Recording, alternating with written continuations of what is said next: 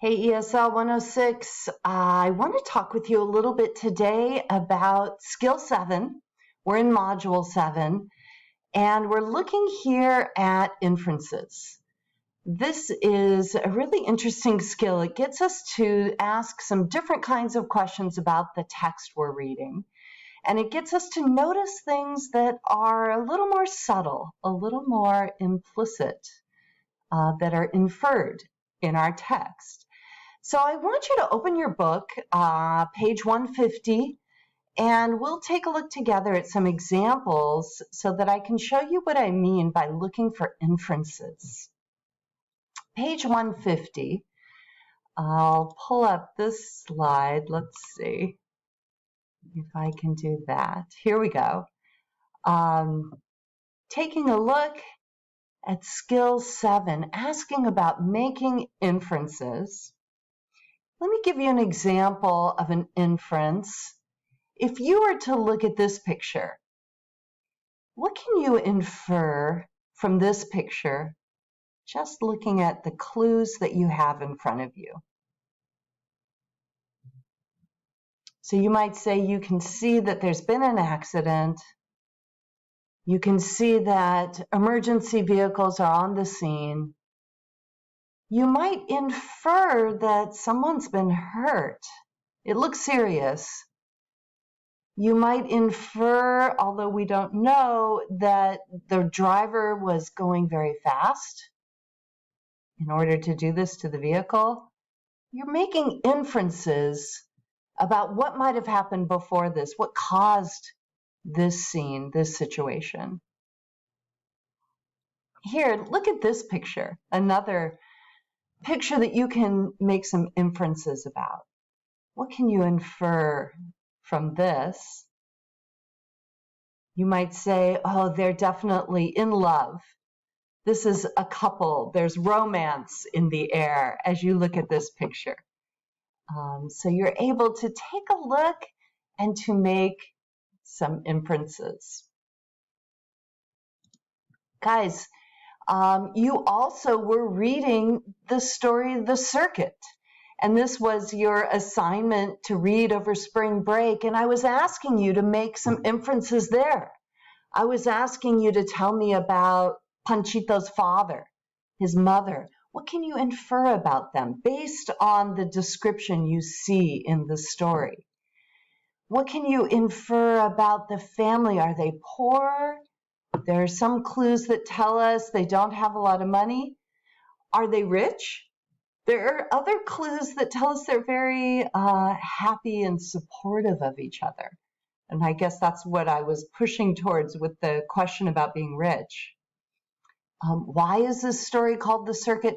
All these are questions where I'm asking you to make inferences, to use the details of the story to tell me what is going on sort of behind the scenes. In between the lines, sometimes we say. Read in between the lines. In your book, there on page 150, they give you a description and definitions of the word inferences. Look in that white box just quickly and see if you can underline or circle some words that are really synonyms that mean the same as inferences or the verb to infer. What do you see in that white box that means the same, inferences?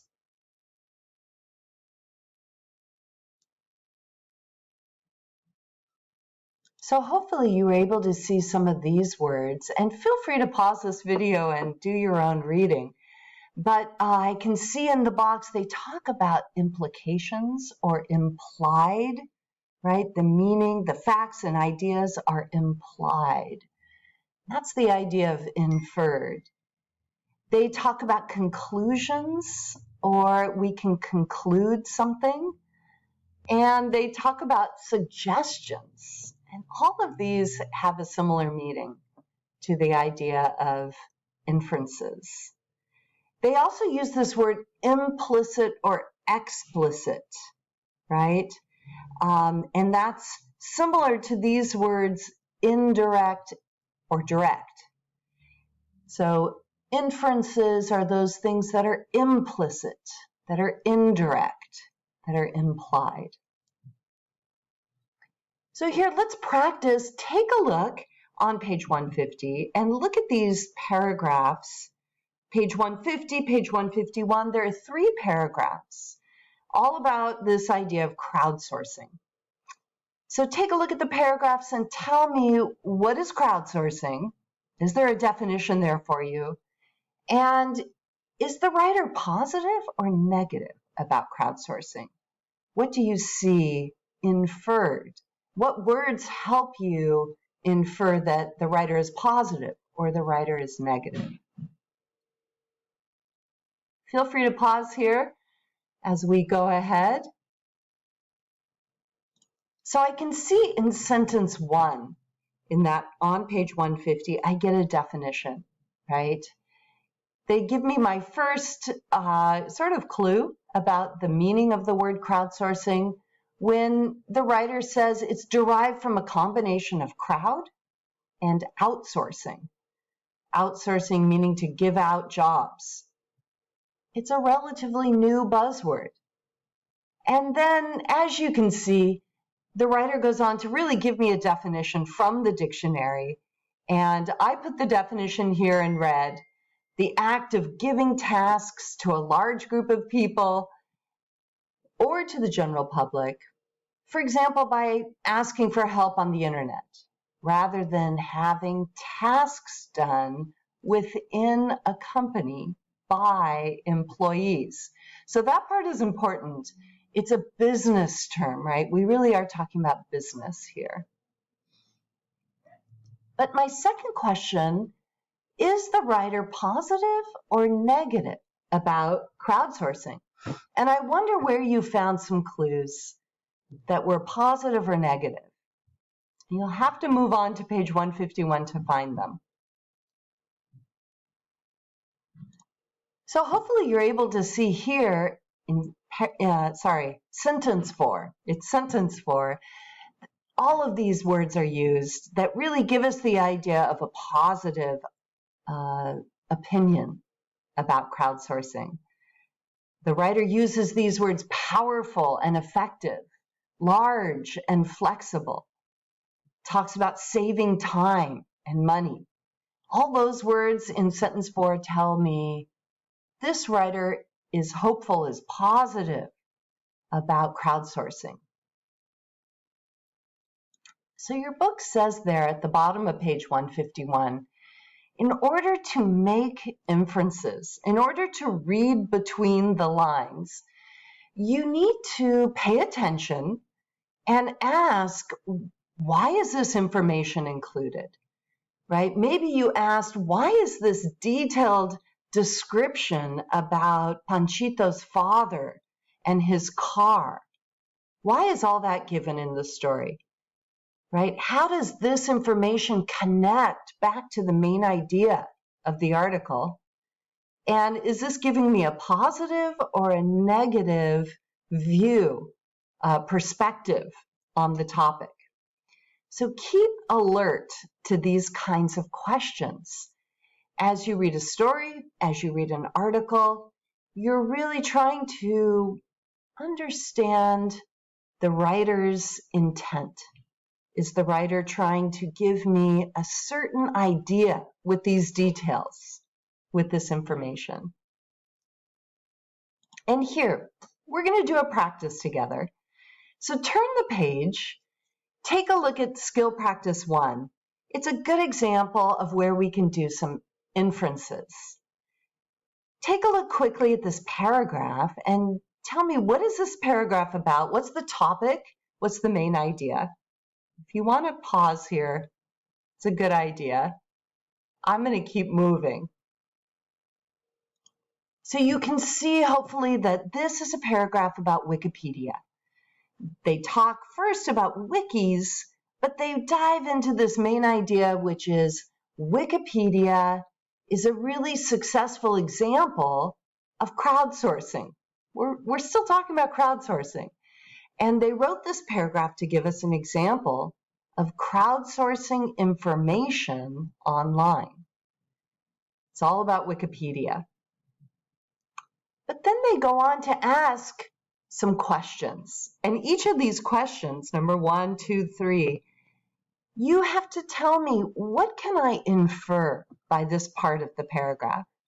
This is the first part of the paragraph. One of the best known examples of crowdsourcing is the wiki, which is derived from a Hawaiian word for quick. The most popular wiki is, of course, the Internet Encyclopedia, Wikipedia. So reading that, what would you choose, guys? What can you infer from this? A, B, or C?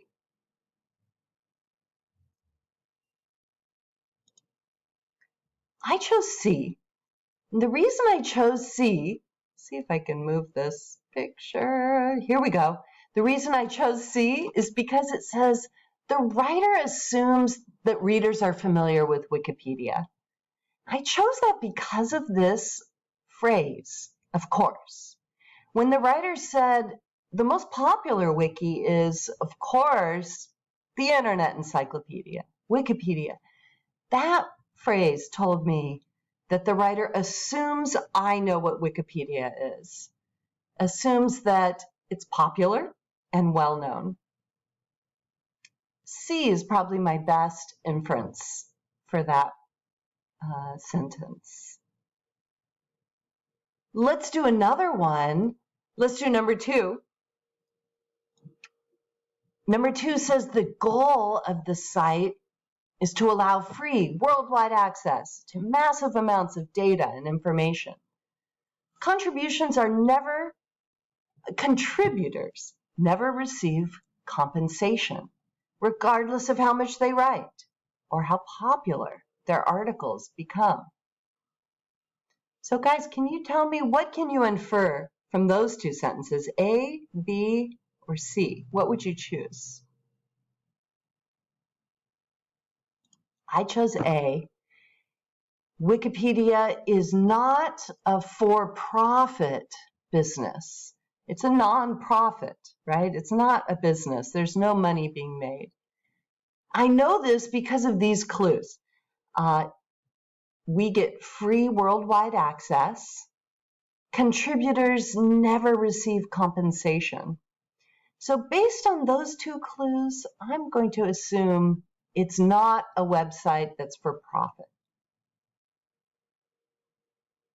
Let's do one last one, and that's this one, number 3. So take a look at this sentence, and it tells us doubts about the accuracy of the information in Wikipedia have largely been dismissed by a series of studies demonstrating that the level of accuracy in the articles is similar to that of print encyclopedias or even academic journals. Okay, based on those 2 sentences, or I guess that's one long sentence, based on that long sentence, what can you infer? A, B, or C?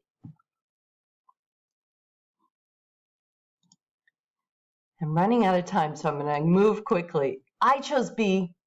Some readers have been skeptical about the accuracy. I got that idea just from the start of this sentence. There have been doubts about the accuracy. And they go on to say those have been studied, but I can infer that some people have been skeptical. So good work, guys. You can see there are some more practices there. There's skill practice 2 and skill practice 3. Feel free to do those. They're really interesting, showing you more and more about how to make inferences as you read. I'm going to ask you this week to read this article about crowdsourcing and crowdfunding, and you're going to be making some inferences. Take a look at it. It starts on page 156, and I think you can see by the sections and by the pictures that you're going to be learning a lot more in this chapter about this topic of crowdsourcing. So good luck, and I hope you'll do well as you look more at